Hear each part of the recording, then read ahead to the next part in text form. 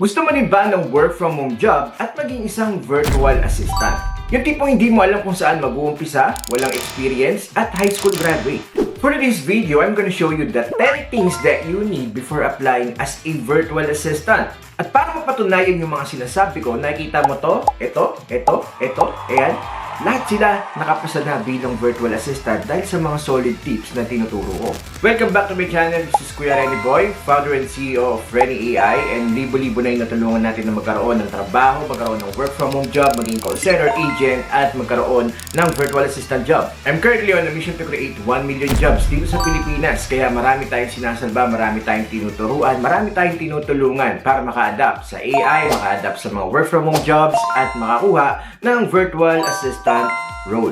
Sa channel ni Kuya Renny Boy, palaging paunahan pag naglalabas ako ng mga content, kaya kung bago ka lang dito at gusto mo rin mga ganitong uri ng content, don't forget to like this video at i-click ang subscribe button at yung notification bell para updated ka palagi sa mga ina-upload kong videos. Bago ko ito umpisahan, shoutout sa nanalo ng 500 cash keys sa nakaraang video natin. Kung gusto mo rin manalo, comment sa baba kung gaano ko pogi si Kuya Renny Boy. Without further ado, let's get started. Kuya Renny Boy, trending sa buhay, good vibes lang sa lahat ng araw. Kuya Renny Boy, laugh trip tayo. Subscribe, like, share, at follow mo.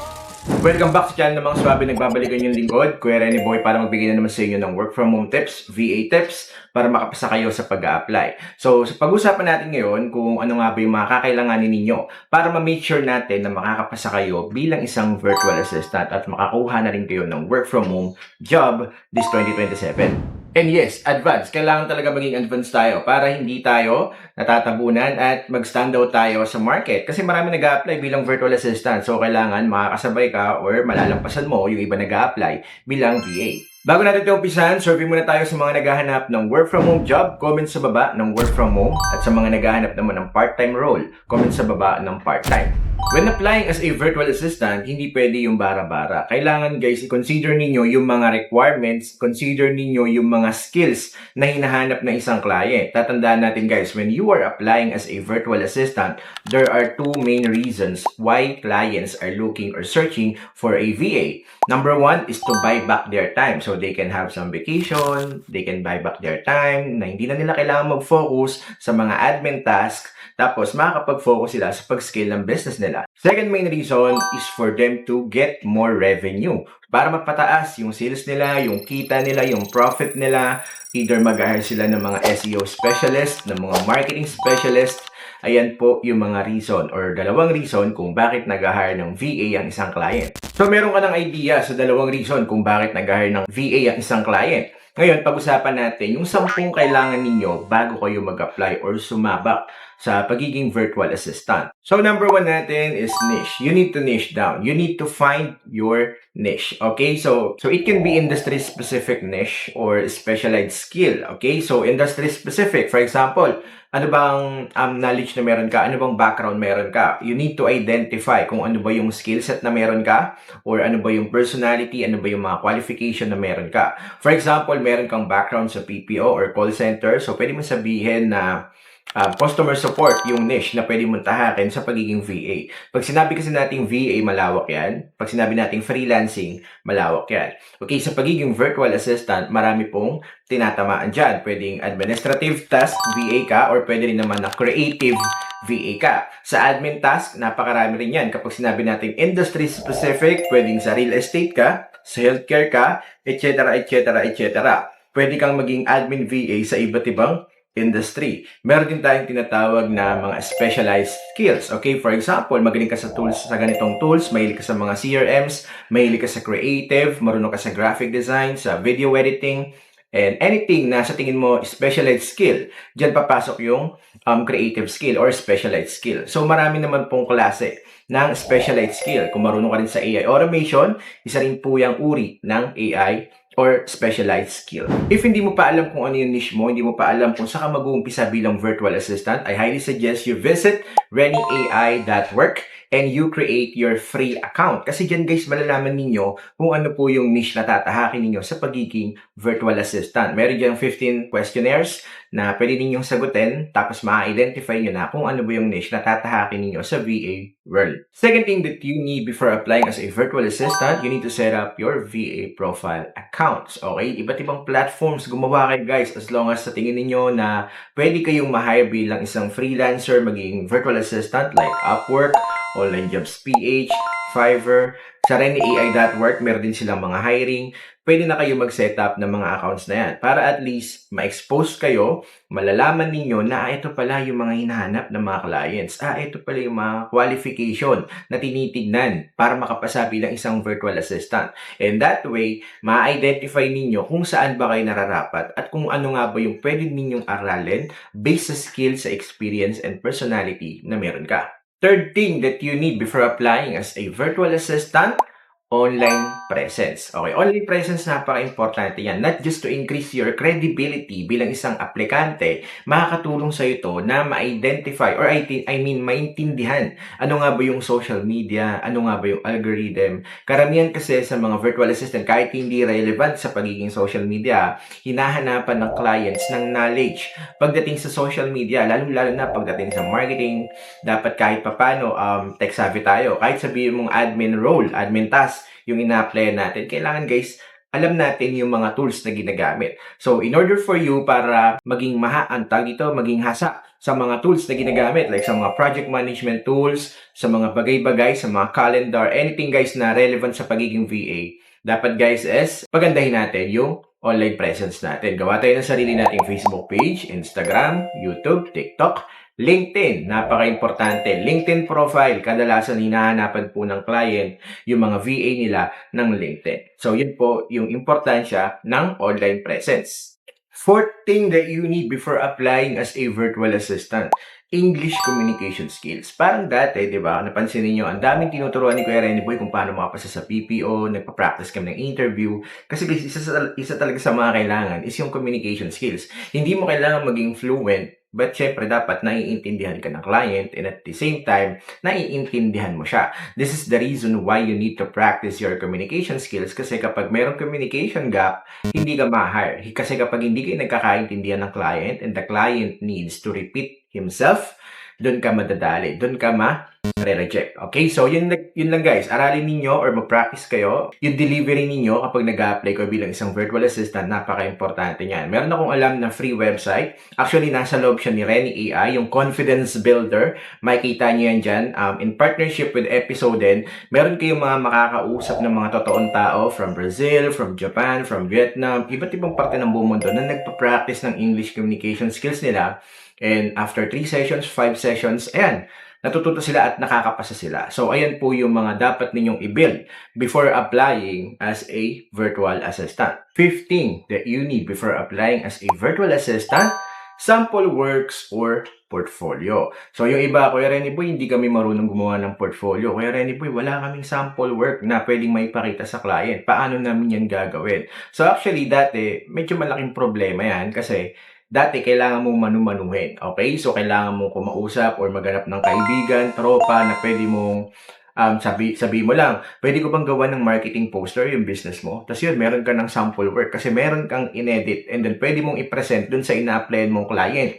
This time, dun sa sinasabi kong website kanina sa rennyai.work, meron na kayong libreng portfolio. Lalagay nyo na ng pangalan nyo, ng picture nyo, ng details nyo, meron na kayong instant portfolio. Paano naman Kuya Renny Boy yung sample work? Wala nga kami client na na-handle. Hindi na rin yan problema dahil sa loob ni rennyai.work, meron dong client simulator. Meron kayong mga scenario doon na gagawin niyo yung mga task. May mga makakausap kayong client, gagawin niyo yung task, di ba? So, real experience yon. Kapag nagawa niyo yung task, ayun na yung pwede niyo maipagmalaki kasi magkakaroon kayo ng instant client testimonial na parang ganito. Boom, eto na yung ipapakita nyo sa client. And hindi kayo nanguhula at hindi kayo nagsisinungaling dahil ginawa nyo yung totoong task dun sa client na yon. So, pwede nyo magamit yan, client simulator, sa loob mismo ng rennyai.work.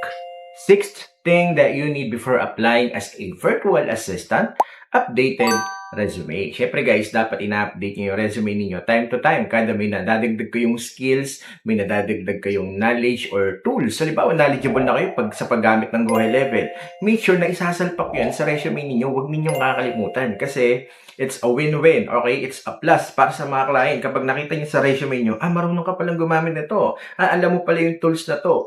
Napaka-importante na ina-update niyo yung resume niyo time to time. Okay, so sounds generic, pero kailangan talaga. Most of the clients pa rin hanggang ngayon, kahit 2026, 2027, moving forward, naghahanap pa rin naman sila ng resume. Hindi kailangan bongga, kahit simple lang, just make sure na readable at nandyan lahat yung mga tools and skills na hinahanap ng client dun sa ina-apply nyo. Number 7 guys, project management tool. Ano naman yan, Kuya Rene Boy? Sa project management tool, hindi naman lahat ng client is nagre-require nito. Pero sinasuggest namin na aralin ninyo yung katulad ng Asana, yung Trello, Go High Level, anything na sa tingin ninyo makakapag-project management kayo. Kasi guys, kapag organisado kayo bilang virtual assistant, mas madaling ma-attract yung client. Mas madali niya kayong paniniwalaan kasi hindi kayo nag-a-apply lang bilang VA na wala kayong baong-bala. Kasi somehow, tatanungin ka, ano ba yung ginagamit mong tools? Ano ba yung ginagamit mong ganito para ma-organize yung mga ganyan-ganyan? So, kailangan meron kayong mababaon. Actually, guys, sa loob ng Rene AI DAO Work, meron din tayong calendar. It's free. Meron din diyang mga pipelines na parang katulad din sa monday.com or sa Go High Level. Pwede ninyong i-manage yung mga tasks ninyo doon. Ilagay ninyo kung urgent, completed, under ng to-do. Pwede kayong mag-create or mag-add ng mga to-do list. Okay? So, yun. Napaka-importante kasi sa isang virtual assistant na meron kayong knowledge sa mga ganyan. Kasi kapag organize kayong VA, hindi mahihirapan na magtiwala sa inyo yung mga clients ninyo. 8 thing that you need before applying as a virtual assistant. Ikawalo, guys. Cover letter. Hindi yung generic ha. Cover letter na kung saan individually or client-based, depende sa ina-apply ninyo, kailangan ini-edit nyo yan. Kumbaga, tinitailor nyo yan, depende sa requirement ng client. Actually, sa loob ng ReneAI.work, meron din doon tinatawag na cover letter generator. May libre kayong 10 for a month na magagamit ninyo kapag nag-generate kayo ng cover letter. All you need to do is to copy and paste. Okay, cut and paste the job overview. Halimbawa, nag-apply kayo sa Online Jobs PH. Copy nyo lang yung job overview, paste nyo dyan, and then sa right side, makikita ninyo yung na-generate na cover letter. And you can actually do that using ChatGPT, Claude. Just make sure na relevant yung skills, experience, and knowledge ninyo kapag gumagawa kayo ng cover letter. And kung paano ninyo i-handle yung client na yon. So, paano ba kayo nakatulong sa mga previous client? And kung paano ninyo matutulungan yung client na sinasubmitan ninyo ng cover letter. Okay, and then may mga tips pa ako. Comment lang sa baba ng part 2 kung gusto niyo pandagdagan yung mga tips ni Kuya Rene Boy. 10 pa lang to, marami pa tayong pag-uusapan. Sa part 2 ng video natin, sasabihin ko rin yung mga companies na tumatanggap ng mga beginners na mga walang experience pagdating sa virtual assistant. Kaya comment sa baba ng part 2. And by the way guys make sure na matapos nyo ito hanggang dulo dahil sasabihin ko sa inyo yung ika-10, napaka-importante nun. Dahil yun talaga yung hinahanap mostly ng mga clients ngayon. 9th thing before applying as a virtual assistant, napaka-importante nito. Walang nagbibigay ng tips tungkol dito, but you need to have a community. Community guys, bago kayo mag-apply bilang virtual assistant. Bakit guys? Kasi yung community na yan, yung magbibigay sa inyo ng napakaraming ideas. Okay? Magdadagdag sa inyo ng confidence na kung bakit ganito, na kaya niya. O bakit yung ganyan nakapag-apply siya. Yun yung magpupush sa'yo lalo na ma-reach mo yung goal mo. Okay? So sa community kasi guys is marami pong nagtutulungan, marami naghihilahan pataas. And the good thing about community is pwede rin kayo makahanap ng clients dyan. Tatandaan nyo guys, hindi lahat ng virtual assistant is nakuha nila yung client nila by their own. Yung iba dyan guys is nagkakaroon sila ng client dahil binigyan sila ng kaibigan nila sa community. Okay, halimbawa meron kayong network, meron kayong connection with the other people, other VAs na nasa loob ng isang community. Ang isang VA niyan, kapag alam niya na ikaw, nag-aaral ka ng EGHL, marunong ka sa admin VA, marunong ka sa video editing, kapag kayo naging mag-close at maging magkaibigan sa loob ng community, kayong dalawa lang yung magbibigayan ng mga clients. And this is the reason kung bakit dumadami ang VA and at the same time, nadadagdagan yung connections ninyo at tataas yung chance ninyo na magkaroon din kayo ng client. Last but not the least, number 10 na kailangan ninyo bago kayo mag-apply AI skills. Naglabas sila ng survey guys na most of the clients are now looking for people na merong AI skills. Kahit gaano ka pa katagal sa VA industry, 10 taon, 5 years, yung experience mo, kapag wala kang idea or knowledge sa AI, hindi ka napipiliin ng client ngayon. Client will ignore you. Ikaw na kahit wala kang experience pero knowledgeable ka pagdating sa AI, artificial intelligence, mas pinipili na po ng client yung mga ganong uri ng virtual assistant. So, number 10 natin is AI skills that you need before applying as a virtual assistant. Sa loob ng Reni AI, ayan yung goal namin. Lahat ng mga students namin doon and lahat ng mga members ay tinuturuan namin pagdating sa AI skills. May mga orientation kami every Wednesday and Saturday. Pwede po kayong umattend. So that's it for today's video guys. Sana may natutunan kayo. Bago kayo mag-apply guys, isipin ninyo na yung mga virtual assistant dati, hindi naman sila nag-umpisa na magaling na sila agad. Siyempre yung mga virtual assistant na yan is dumaan din sa struggle, dumaan din sa kung anong pinagdadaanan nyo ngayon. Nahihirapan, mamili ng niche, nahihirapan sila kung saan sila mag-apply, nahihirapan sila gumawa ng portfolio, lahat-lahat yan pinagdaanan din nila. Pero ang kaibahan lang nila sa inyo is sila is nagdesisyon na agad-agad. Okay? So yun lang guys, kailangan nyo lang rin mag-decision ngayon. You need to take risks, you need to invest in yourself, you need to upgrade, you need to upskill para sa career development ninyo. Shoutout sa lahat na nagpapashoutout. Kung di ka pa nakasubscribe dito sa ating YouTube channel, shoutout sa inyo lahat. Subscribe na kayo and make sure to share this video sa mga tropa ninyo na gusto maging virtual assistant. Shoutout sa lahat na nagpapashoutout. God bless us all. See you sa part 2.